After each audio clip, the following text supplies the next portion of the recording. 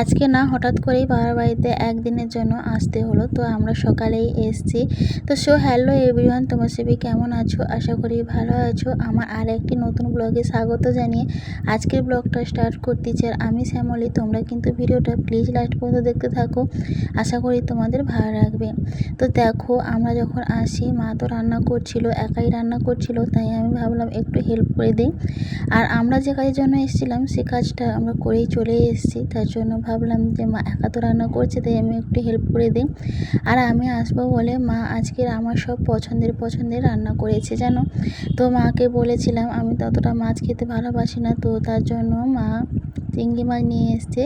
তো তার জন্য এখানে চিংড়ি মাছের মালাইকারি করবে। তো আমাকে বললো যে তুমি চিংড়ি মাছটা একটু রান্না করে দাও। তো আমি প্রথমে মশলাটা কষিয়ে হালকা করে চিংড়ি মাছটা ভেজে নিয়েছিলাম।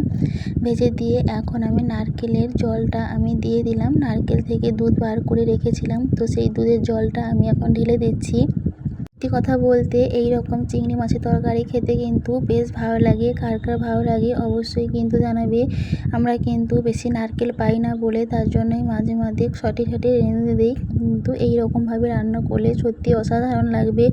আর মাকে বলেছিলাম যে সবেদার বড়া করতে, তার জন্য মা এখানে সবেদার বড়া করছে।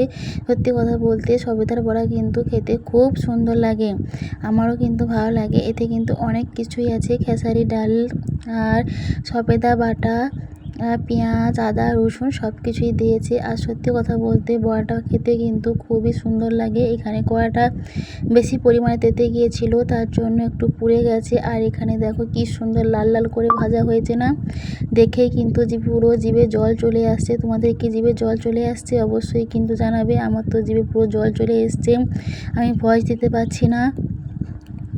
এবারে বলি আমি বাবার বাড়িতে কেন এসেছি। তো আজকে একটা পোস্ট অফিসের কাজ ছিল, আমার এখানে একটা বই খোলা ছিল, সেটা আজকে ম্যাচুরিটি হবে, তার জন্যই আজকে আসতে হলো বাধ্য করে। তো আমার সিগনেচার না হলে তো সেটা ম্যাচুরিটি হবে না, তাই চলেই আসলাম। আর বাবা মা বললো যে রান্না হয়ে গেছে, তুমি এখানে একটা আম কেটে দাও। তো আমি এখানে আমটা কেটে নিচ্ছি, খেতে বসে পড়েছি। খাওয়া দাওয়া কমপ্লিট হয়ে যাওয়ার পর বিকেলে সবাই আমরা পুকুর ঘাটে এসে বসেছি। আমরা এখানে পুকুর ঘাটে বসে সবাই একটু আড্ডা দেই। আর আগের দিন রাত্রে মার ঘরে মাংস আর লুচি হয়েছিল, লুচিগুলো বেশি হয়ে গেছে, তো নষ্ট হবে কেন, পুকুরে যে মাছগুলো আছে সেই মাছগুলোই খাক, পেট ভরুক, আর সেই মাছগুলো এখন আমরা খাবো। তো তার জন্য লুচিগুলো কুচি কুচি করে ফেলে দিয়েছি, আর মাছগুলো টুকুস টুকুস করে সব খেয়ে নিয়েছি। আর কয়েকটা পড়ে আছে, ওগুলো হয়তো পরে খেয়ে নেবে।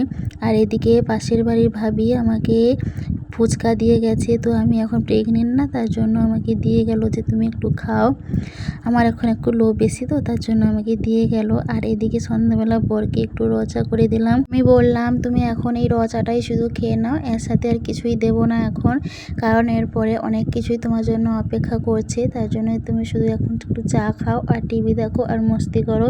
আর এখানে বাপ মেয়ে প্রচুর খুনসুটি করছে, এদের এই খুনসুটি দেখে আমার ছোটোবেলার কথা খুব মনে পড়ে গেল। আমিও ঠিক বাবার ঘাড়ে এইরকম চড়ে বসতাম, মাথায় পাকা চুল বেঁধে দিতাম জানো, কত খুব সেই ছোটোবেলার কথা মনে পড়ে যাচ্ছে জানো। আর এদিকে দেখো মটর ভিজিয়েছিলাম সন্ধ্যাবেলা একটু চটপটি খাবো বলে। আর আগের দিন মার ঘরে মাংস নিয়ে এসেছিলো, আর মাংসে যত চেরফি ছিল সেই চেরফিগুলো ভিজে রেখে দিয়েছিল, আর সেইগুলো দিয়ে এখন ঘুগনি হচ্ছে। আমি বরকে বললাম তুমি একটু মাংসটা দিয়ে একটু ঘুগনিটা ছুঁকে দাও, কারণ আমি রান্না করব না, আমি রান্না করলে আর খেতেই পারবো না, তার জন্য বরকে বললাম। তো বরবাবু করে দিচ্ছে। সত্যি কথা বলতে এখানে মশলাটা কষছে যেভাবে সুন্দর করে, জানি না ঘুগনিটা খেতে কিন্তু কীরকম হবে। আমি ঘুগনি খাওয়ার আগেই তোমাদেরকে রেপুটেশন দিয়ে দিচ্ছি, তো ঘুগনিটা খেতে কিন্তু অসাধারণ হয়েছিল। আমার মেয়ে তো পুরো বাটি চেটে চেটে চেটে চেটে খেয়ে নিয়েছে জানো। আর ঘুগনিটা সত্যি কথা বলতে শুধু সন্ধ্যাবেলার জন্যই, একটু টিফিনের জন্যই খাওয়া হচ্ছে, রান্না করাই হচ্ছে, তাই অল্প করেই রান্না করা হয়েছে সবার জন্য। বাটিতে এক বাটি করেই হয়েছে, আর বেশি হয়নি, পুরো মাপে মাপে শেষ হয়ে গেছে, আমার জন্য এটাই ছিল। তো সত্যি কথা বলতে ঘুগনিটা কিন্তু আমার বর সত্যি খুব সুন্দর করে রান্না করেছে। এদিকে মাকে বলেছিলাম যে আমার খুব বিরিয়ানি খেতে ইচ্ছে করছে, তো বিরিয়ানি নিয়ে এসো। না বাড়িতে বানাবে বলছে, বাড়িতে বানানোর সময় নেই, তো আমি পয়সা দিয়ে দিচ্ছি, তুমি দোকান থেকে নিয়ে আসো।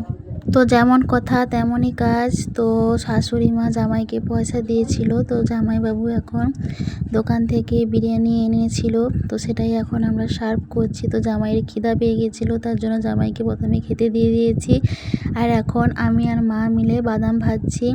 আমি বলেছিলাম মাকে দুটো বাদাম ভেজে দাও, আমি নিয়ে যাব। আর দোকানের ভাজা বাদামগুলো খেতে কিন্তু আমার একদম ভালো লাগে না, তার জন্য মা এখানে ভেজে দিল বাদাম। আমি এখন নিয়ে চলে যাব সকালবেলা।